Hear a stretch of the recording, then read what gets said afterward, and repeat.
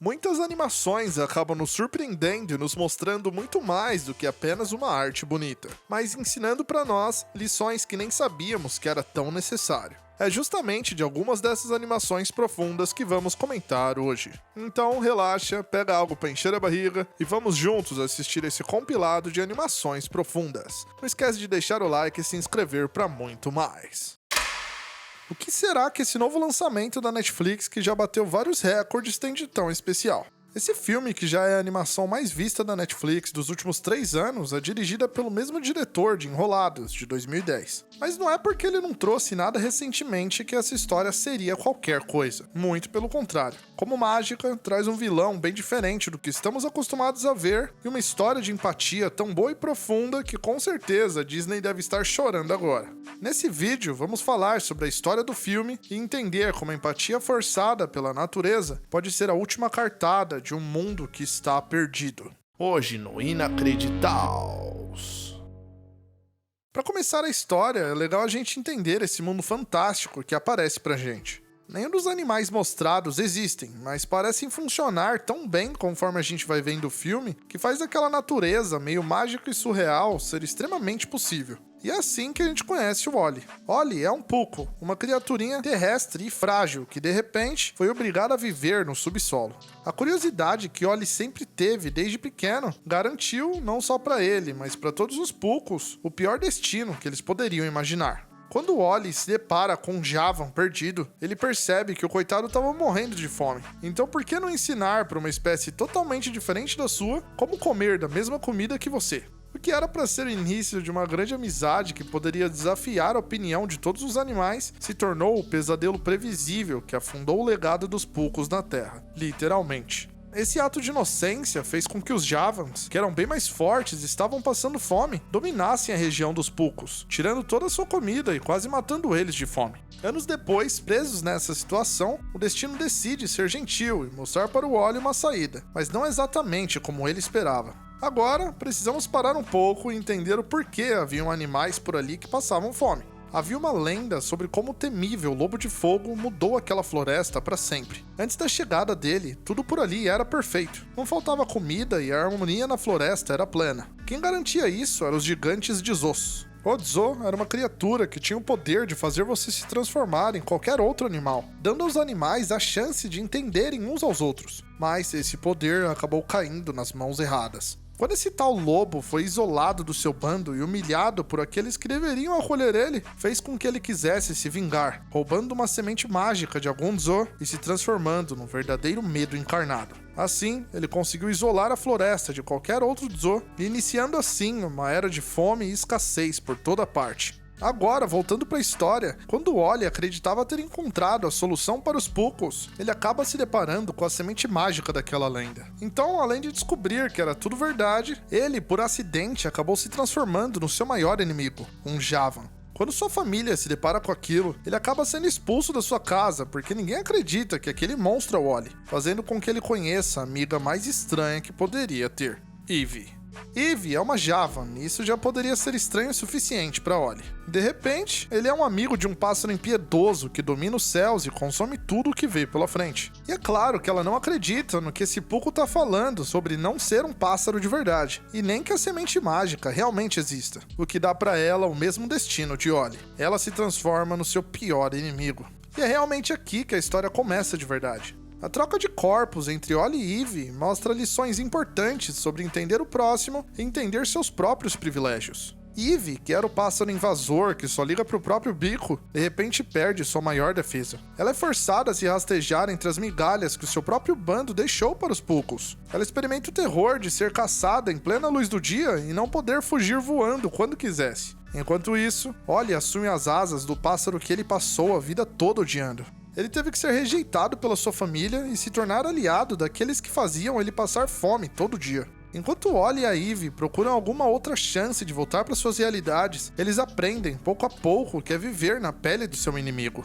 Apesar de ir contra o que eles defendem, eles só conseguem avançar e sobreviver nesse novo jeito de ver o mundo quando começam a sentir a dor da realidade do outro. Quando entendemos como funciona a natureza no mundo real, o filme fica ainda mais denso, porque quando os Javans começam a consumir aquele novo alimento de forma desenfreada, eles não estão apenas roubando a comida dos Purros. A natureza como um todo perde o equilíbrio que se tinha até ali. Essa invasão repentina, por mais que tenha sido inocente, se transforma pouco a pouco em uma destruição em cadeia de todo aquele ambiente, porque a regra é: ninguém sobrevive isolado no topo se a base lá embaixo, que faz tudo funcionar, estiver morrendo de fome. Quando a amizade entre eles está quase funcionando, o Oli descobre algo que muda tudo. A Javan, que ele ajudou a se alimentar quando era criança, que avisou todos os Javans sobre o novo alimento e tirou tudo dos Pucos, era ela mesma, Eve, sua nova parceira.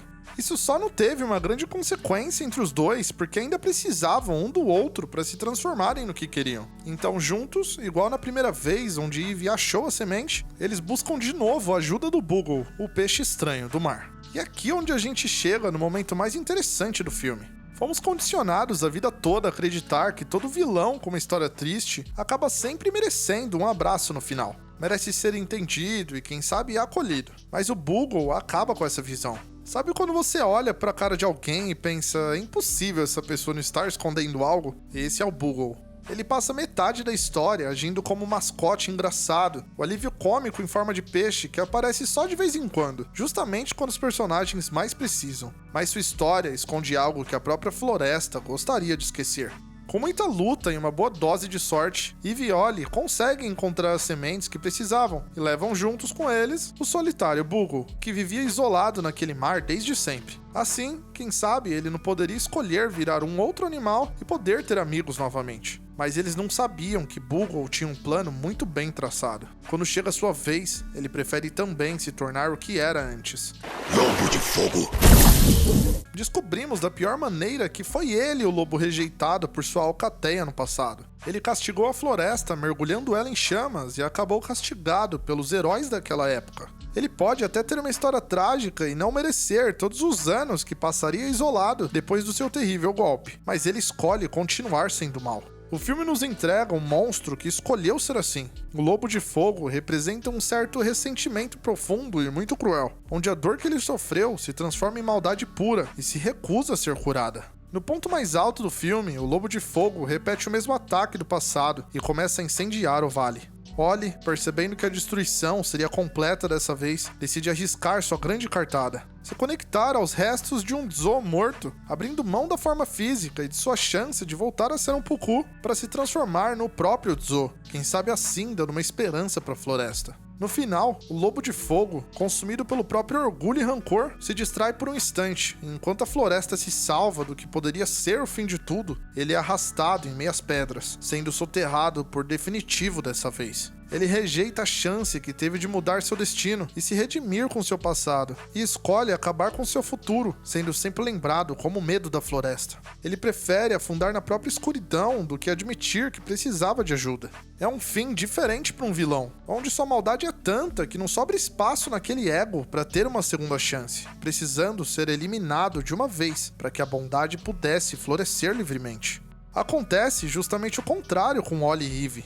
A paz naquele vale só acontece finalmente quando os Pukus e os Javans entendem suas dores do passado e decidem compartilhar com o outro ao invés de fazê-lo sofrer. É muito melhor todo mundo mais ou menos bem do que um muito bem e um sofrendo eternamente por aquilo. Eles decidiram compartilhar o que restou de suas casas. Agora, dali pra frente, com a volta dos Dzos, que poderiam caminhar livremente pelo vale outra vez, a harmonia estava novamente entre eles. Oli começou a sua jornada carregando o peso de uma bondade que ninguém conseguia compreender, e terminou sendo a luz necessária que todos precisavam para poderem enxergar um futuro novamente. Qualquer um pode cozinhar. Essa é a frase que desenha toda a história de Ratatouille. Esse lema, criado pelo renomado chefe Auguste Gusteau, trazia muito mais do que apenas uma mensagem bonita. Mas não seria nada fácil provar o seu verdadeiro significado, principalmente vindo de uma forma tão inesperada. Lançado em 2007, à primeira vista, Ratatouille parece apenas um desenho que fala sobre um rato que controla um humano puxando seus cabelos. Nesse episódio, vamos nos aventurar nessa linda França para entender que o talento não liga para o seu nome ou até mesmo para sua espécie. Vamos analisar como um simples ratinho foi capaz de surpreender e mudar a cabeça dos maiores críticos do mundo. Hoje no Inacreditaus. Começamos a história com Remy, sim, um rato. Porém, desde o primeiro segundo, ele já demonstra ser um roedor totalmente diferente. Enquanto toda sua espécie de ratos só se preocupava em comer para sobreviver, Remy degustava os alimentos. Ele conhecia de perto o verdadeiro prazer em comer algo bem feito. Seu pai, líder da colônia, sempre fazia questão de lembrar a regra mais importante para todos: roubar o lixo e nunca chamar a atenção. Porém, para Remy, um bom prato valia totalmente o risco. Justamente esse risco de não só comer, mas querer aprender a cozinhar, acabou separando Remy de sua família. A vontade era tanta de fazer uma boa receita que Remy invadiu a casa de uma senhora qualquer para pegar temperos, mas só não esperava que ela estivesse muito bem protegida. Mas essa separação, apesar de dolorosa, fez Remy parar no lugar que mais sonhava conhecer, o centro de Paris, onde residia o seu tão amado restaurante Gusteau's. O melhor da história é que o Remy tem um mentor nessa jornada, o próprio Gusteau. Não sabemos se é da cabeça dele ou ele existe mesmo, mas se não fosse essa mentoria fantasma, Remy provavelmente teria acabado no esgoto mesmo. Antes de conhecer o restaurante, vamos relembrar a história do chefe Auguste Gusteau. Em sua época, ele foi o chefe mais novo da história a conseguir um restaurante 5 estrelas. Como já dissemos, ele que criou o lema "Qualquer um pode cozinhar", e seu restaurante acabou se tornando o mais importante do mundo. Porém, Antoine Negot, maior crítico gastronômico da França na época, não concordava com o lema e nem com a fama de Gusteau, fazendo uma crítica tão pesada que fez o restaurante perder uma de suas 5 estrelas. Isso destruiu Gusteau por dentro, que acabou falecendo pouco tempo depois, e pela tradição, perdendo assim mais uma estrela com sua morte. Mas isso não diminuiu em nada o sonho de Remy em conhecer o local. Tudo teria sido perfeito e rápido em sua visita. O local parecia lindo como pensava e a comida parecia boa como diziam ser. O que mudou seu destino para sempre foi ver o novo contratado para tirar o lixo e estragando a sopa que seria servida em alguns instantes. Como um digno mini-chefe, Remy sentiu que precisava intervir naquilo. Ele então cruza o restaurante, quase virando mais um dos pratos, e conserta a sopa com seu talento. Mas não esperava que o próprio ajudante teria visto tudo. O sortudo de verdade foi esse garoto, Alfredo Linguini. Ele havia sido contratado nesse dia apenas para tirar o lixo, mas quando acabam servindo a sopa que Remy incrementou, todos os clientes ficam apaixonados, e Linguini recebe os créditos por isso. Linguini é o oposto do Remy. Ele é desajeitado, inseguro e não tem talento nenhum para cozinha. Ele apareceu naquele lugar só para conseguir um trabalho qualquer, mas terminou o dia como um potencial chefe de cozinha em ascensão. Depois dos elogios, logo acabam encontrando Remy, e Linguini fica com a tarefa de dar fim no rato. Mas como se não bastasse a sorte que teve, ele descobre que o Remy consegue entender o que ele diz, iniciando assim uma das histórias de amizade mais lindas da Pixar. Quando Linguini entende que Remy sabia mesmo cozinhar, ele logo dá um jeito de manter o ratinho o tempo todo com ele, só que vai além. Eles descobrem um jeito de Remy controlar o corpo de Linguini, assim podendo cozinhar por ele. O talento incrível e secreto do Remy dá ao Linguini cada vez mais notoriedade em suas receitas, dando para ele uma grande fama na cozinha. E esse era exatamente o pesadelo do chefe Skinner. Skinner era o chefe oficial do restaurante. Ele havia assumido a cozinha depois do falecimento de Gusteau, mas nunca respeitou seu nome de fato. Ele só pensava no dinheiro, e por isso usava o nome do chefe falecido das maneiras mais lucrativas que conseguia. O seu pesadelo não começou quando Linguini começou a se tornar um cozinheiro importante do restaurante, mas quando decidiu abrir a carta que Linguini deu a ele no dia da sua contratação. Nessa carta, a mãe do Linguini contou algo que mudaria aquele lugar para sempre. Ela já era conhecida por ser uma antiga namorada de Gusteau, até por isso que Linguini conseguiu o trabalho lá tão fácil. Mas nem o chefe Skinner, nem o próprio Linguini sabiam que ele era, na verdade, filho biológico de Gusteau, podendo assim, no futuro, ter o restaurante como herança do pai. Então, Skinner esconde a carta e contrata um investigador para descobrir se isso é verdade. Mas, enquanto isso, ele tenta não ficar louco com outro pequeno problema.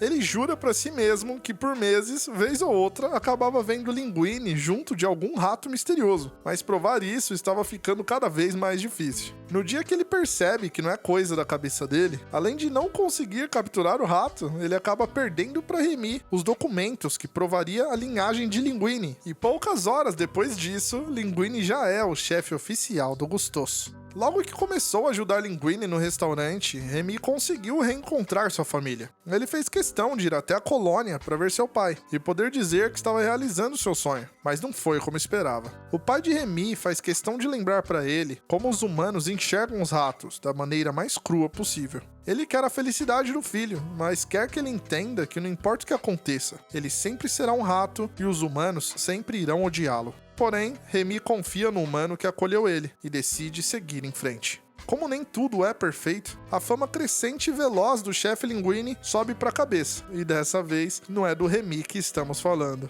Ele acaba menosprezando todo o esforço do pequeno amigo, não dando pouco crédito que ele queria. Isso acaba magoando Remy, que além de não querer voltar mais pro restaurante, deixando Linguini, que não sabia nada de cozinha, perdido, ele acaba não dando ouvidos pro seu mentor e levando sua família para roubar comida do próprio Gustoso. Isso quase separa a dupla para sempre, já que Linguini acreditava agora que tinha sido traído por Remy, mas um velho inimigo reaparece no restaurante, Anton Negot.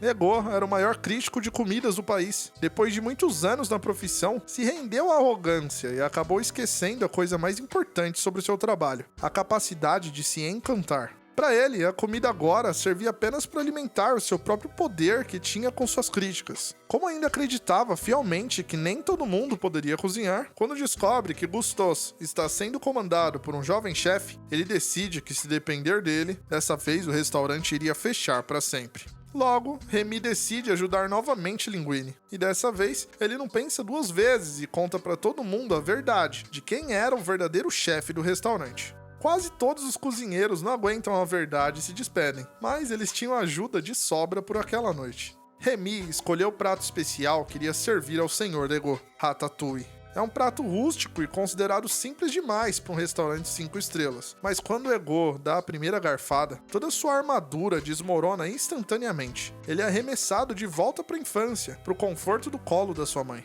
relembrando os melhores momentos da sua vida. Aliás, lembra daquela velhinha do começo do filme, de quem o Remy roubava alguns temperos para cozinhar? Se você reparar, a cozinha daquela senhora e a cozinha do flashback do Negot são muito parecidas. As mesmas panelas de cobre, o mesmo fogão rústico. Existe uma teoria muito famosa na internet de que o Remy não acertou o prato que serviu pro Negot por sorte. Ele passou meses praticando na cozinha da própria mãe dele. É por isso que o sabor foi direto no coração do crítico. Legal essa teoria, né? Comenta aí se você quer ver mais vídeos sobre teorias da Pixar. Voltando ao filme, ali naquele dia, Remy ensina que a grande culinária não é sobre técnicas difíceis ou ingredientes caros, mas é como essa arte pode nos emocionar. A crítica do Negot no final do filme, pra mim, é a melhor parte. Ele declara que o mundo é cruel com um novo talento e que finalmente abriu os olhos sobre o verdadeiro papel do crítico. Não é sobre ser um carrasco, mas sim ter a coragem de descobrir, proteger e abraçar o extraordinário, não importando de onde ele venha. O restaurante original de Gusteau acaba sendo fechado pela vigilância sanitária, mas o final de Ratatouille não é triste. Ele nos mostra o nascimento do novo restaurante, La Ratatouille. Dessa vez bem menor, mas com certeza com muito mais amor.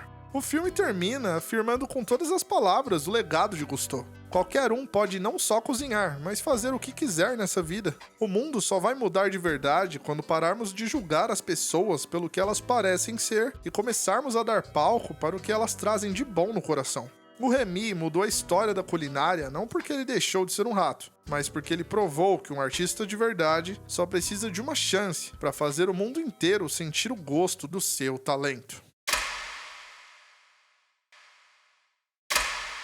Acreditar na magia do Natal ou da Fada do Dente é algo que fazemos com facilidade quando somos crianças, mas que se torna um sentimento inteiramente abstrato conforme envelhecemos. Em 2012, a DreamWorks olhou isso e entregou um filme que parecia uma aventura épica sobre o Papai Noel e o Coelho da Páscoa, mas escondia muito mais por trás de toda a neve e escuridão. O filme não vem só com mais uma história sobre a existência de seres mágicos, mas traz o peso que a invisibilidade pode causar. Nesse episódio, não seremos apenas apresentados a quem comanda as nevascas por aí, mas vamos entender como a origem dos Guardiões é uma metáfora poderosa sobre a solidão, nos mostrando como a nossa percepção sobre o medo pode ser a ponte entre o fim dos sonhos e o início do reinado da escuridão. Hoje no Inacreditaus.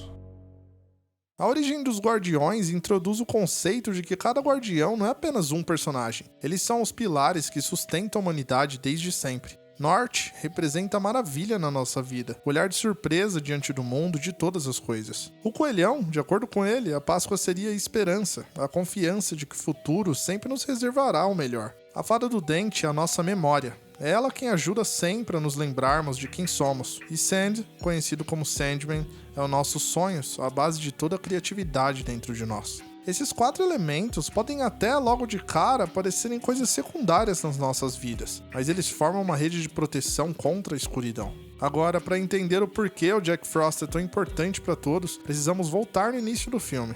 Jack emerge de águas congelantes sabendo apenas 2 coisas sobre si mesmo: seu nome, Jack Frost, e quem tinha dado esse nome para ele, o Homem da Lua.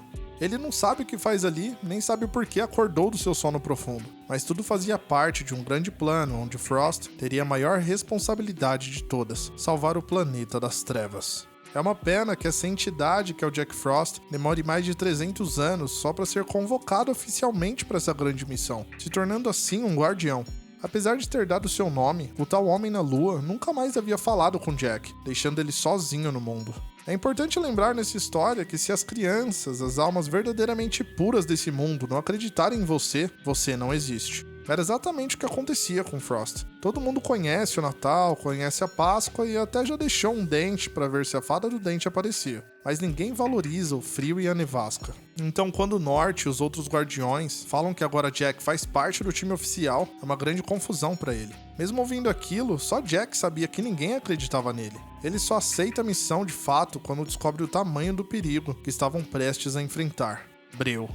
O Breu é a representação dos nossos medos e pesadelos em sua forma mais bruta. O mais curioso é que Breu e o Jack Frost possuem muitas características iguais. Os dois são figuras solitárias, foram invisíveis para os humanos por séculos, e os dois buscam a mesma coisa: reconhecimento. A diferença é como eles lidam com isso. O Breu decidiu que, como não poderia ser amado e venerado como os outros guardiões, ele seria temido por todo mundo. Ele não é apenas um monstro debaixo da cama. Ele representa o vazio que acabamos criando dentro de nós, quando paramos de acreditar que algo bom vai acontecer.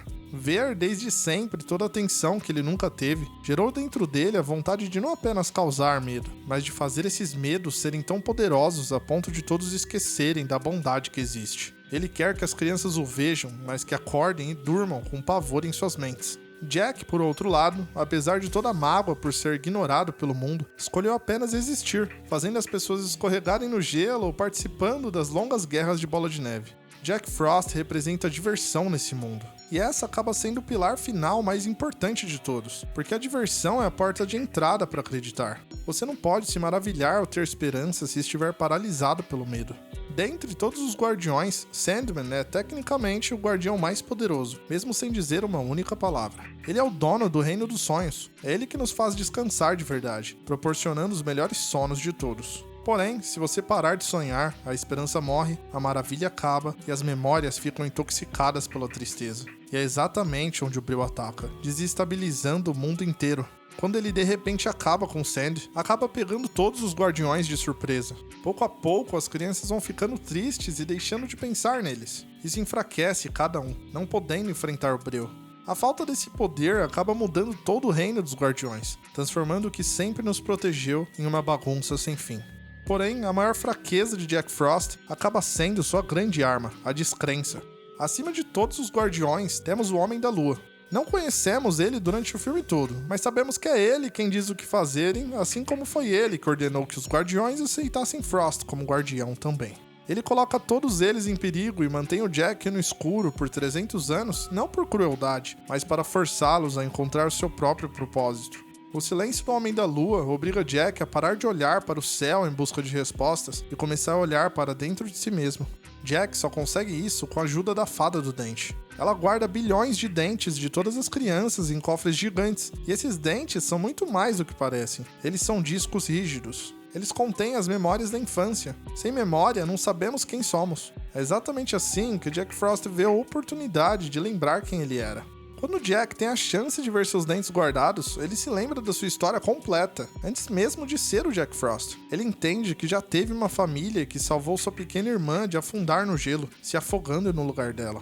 Ele acaba descobrindo que sempre foi um guardião, mesmo antes de ter o cajado. Ele descobre que sua essência é o sacrifício e a proteção. A memória dá ao Jack a identidade necessária para enfrentar o Prill. Ele entende que não foi um acidente do Homem da Lua, mas que foi escolhido a dedo para ajudar os Guardiões. Essa é a mágica da Fada do Dente. Ela protege a nossa história para que nos momentos de trevas a gente se lembre que já fomos luz.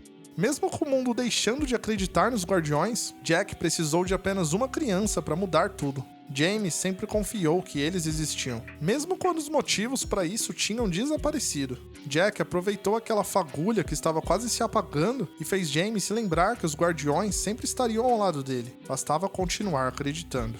Assim, Frost conseguiu o que tanto queria, que alguém acreditasse nele. Ele devolveu a esperança, as maravilhas e as memórias de Jamie, e em troca, ganhou reconhecimento.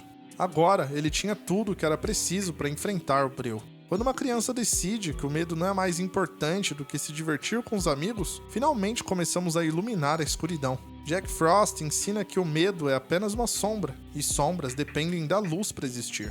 Mesmo com a frieza da solidão, Frost acaba sendo escolhido para enfrentar as trevas e permitir que a luz dos outros Guardiões possam voltar a brilhar de verdade. O poder da diversão no final é o que destrói o exército de pesadelos. Se você transforma o que te assusta em uma guerra de bolas de neve, o medo perde o controle sobre você.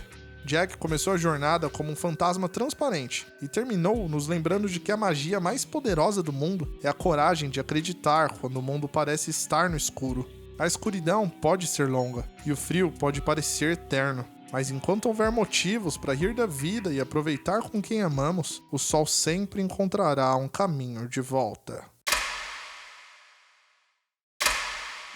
Em 1999, a Warner Bros. Lançou uma animação que trazia uma grande pergunta. A nossa natureza dita realmente o nosso destino?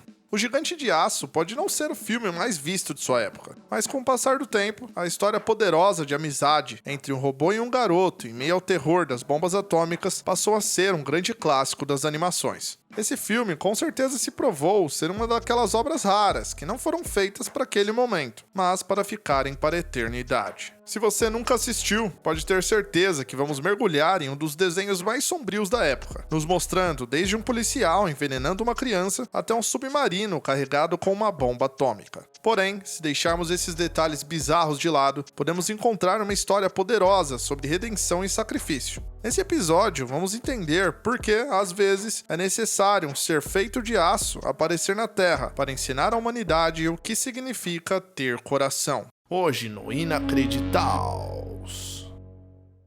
Outubro de 1957. Os Estados Unidos estão mergulhados no medo comunista e no pânico de um ataque nuclear. Em meio a esse cenário caótico, onde você não sabia o que poderia acontecer, algo muito mais complexo do que qualquer bomba cai do céu e vai parar na pequena cidade de Rockwell. À primeira vista, nos deparamos com um ser robótico gigante e assustador, que faria qualquer nação começar uma guerra ali mesmo. Mas esse alienígena de ferro não é bem o que pensamos. Para entender mais, precisamos começar conhecendo o nosso pequeno protagonista.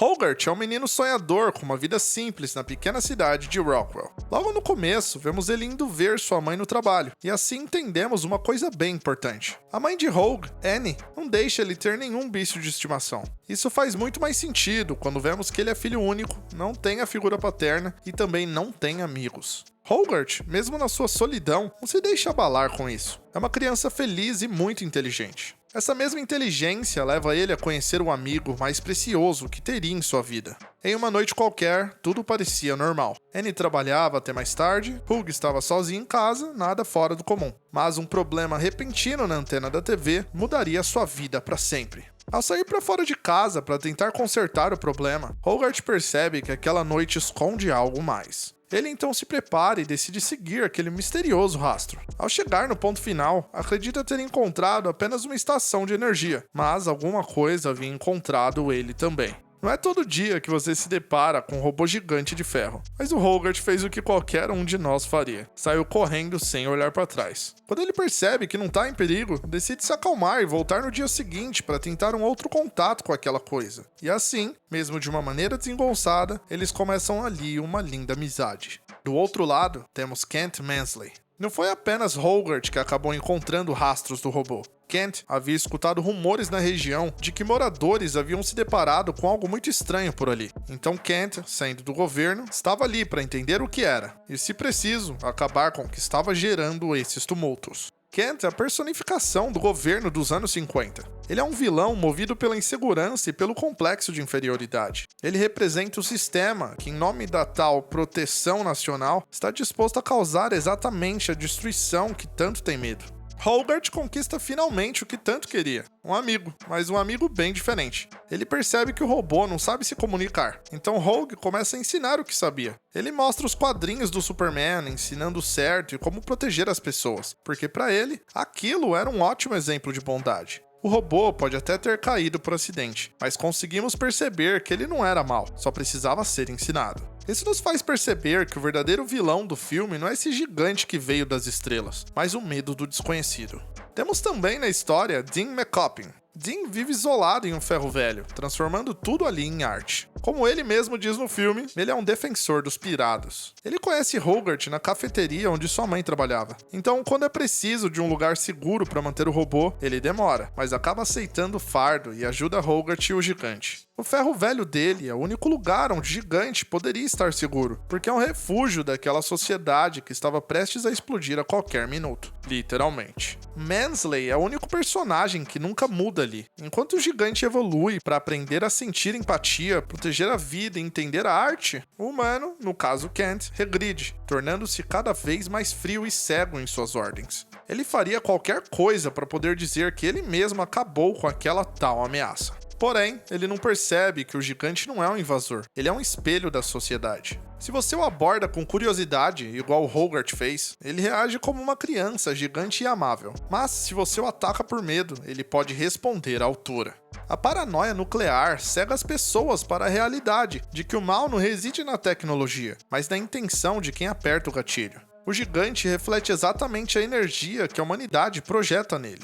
Se o gigante é a página em branco, Hogarth é o escritor. Hogarth é o arquétipo da curiosidade infantil que ainda não foi envenenada pelo medo adulto. A cena do cervo é com certeza o momento mais profundo desse filme. Hogarth não ensina o gigante a lutar, ele ensina o conceito de mortalidade. Explicar que almas não morrem do jeito que ele faz para uma máquina que só entende a lógica de ligado ou desligado é o que dá a ela o direito de ter uma. A cena que mostra o sonho do Gigante de Ferro é a mais legal porque abre muitas teorias. Primeiro, como o robô faz para sonhar? Ele realmente tem algo na cabeça dele que imita um pouco o cérebro humano? Quando aparece o exército de robôs no seu sonho, aparentemente aquilo é mais uma lembrança de algo. Vemos que, pelo visto, de onde ele veio tem muitos iguais a ele. Poderia eles terem surgido de uma origem igual à dos humanos? É uma boa pergunta. Antes do sonho finalizar, vemos um planeta explodindo. Isso faz a gente pensar que os outros robôs realmente eram destruidores de planetas. Seria muito bom ter tudo isso mais esclarecido em uma parte 2 do filme, mas o fracasso nas bilheterias não deixou isso acontecer. O que sabemos é que esse robô não é igual aos outros, porque ele sofreu um curto-circuito ao bater com a cabeça. Vemos até o grande amassado que ele tem. Mas o impacto não quebrou a arma que ele deveria ser. Ele a consertou, dando a ela o benefício de poder resetar sua personalidade. Mesmo assim, quando o robô aprende o quanto as armas são ruins, ele prepara para se defender a qualquer ameaça. Kent já estava se passando por lunático para os parceiros do governo, porque ele não conseguia provar a existência do robô. Durante a história toda, ele faz de tudo para encontrar o gigante. E com tudo, quero dizer tudo mesmo. Desde invadir a casa do Rogue para saber onde o gigante estaria, até envenená-lo para não deixar ele escapar. Quando ele está prestes a se cansar, ele finalmente consegue provar que o robô existe, e ele não era maluco. Mas o medo toma suas ações. Ele decide atacar o robô com tudo que o governo tem. A luta interna do gigante toda vez que ele vê uma arma de fogo é angustiante. O sistema dele luta contra sua nova consciência. Quando ele é ameaçado daquela forma, ele tenta, mas o sistema prioriza a sua sobrevivência. Descobrimos que ele não possui uma defesa simples ou algo assim, mas aparentemente nada pode derrotá-lo. Ele só consegue voltar ao normal quando Hugh se sacrifica para chamar a atenção do amigo, trazendo o gigante para o seu estado amigável de novo. Mas, infelizmente, esse não seria o único sacrifício. Kent, em um ato de loucura, autoriza o lançamento de um míssil nuclear sobre si mesmo apenas para atingir o gigante, colocando em perigo a cidade toda. Mansley é a prova de que a falta de humanidade não está no metal, mas no fanatismo que ele possui. Chegamos ao clímax do filme, sem dúvida, o momento que quebrou corações ao redor do mundo. Um míssil atômico está a caminho de Rockwell. A cidade vai ser aniquilada. O gigante não pensa duas vezes e voa em direção ao míssil. Ele lembra dos quadrinhos de Hogarth. Ele não quer ser um monstro alienígena, ele quer ser o herói. Ao fechar os olhos e dizer Superman, ele realiza o seu maior ato de livre-arbítrio. Ele aceita o seu fim para salvar os mesmos humanos que tentaram destruí-lo. O Gigante de Ferro não é sobre o medo da guerra, é sobre o poder da escolha. Ele nos ensina que a cura para a paranoia não é construir muros mais altos ou armas mais rápidas, mas a capacidade de enxergar o mundo através da empatia e fazer sua parte para salvá-lo. A nossa natureza pode ditar o nosso instinto, mas a nossa alma dita o nosso destino. Hogarth salva o seu mundo não porque encontrou uma arma, mas porque encontrou um amigo de ferro e dividiu sua humanidade com ele. No final, a pergunta que fica é: se um gigante de aço alienígena pode escolher ser bom, o que impede nós, humanos, de sermos melhores? Muito obrigado se você assistiu até aqui, espero que tenha gostado desse e de todos os outros vídeos que estão saindo. Corre no canal para ver se já não falei do seu desenho favorito, deixa nos comentários qual o próximo desenho que quer ver por aqui. E não esquece de deixar o like e se inscrever para ajudar o canal a continuar crescendo. Nos vemos no próximo vídeo, beleza? Tchau!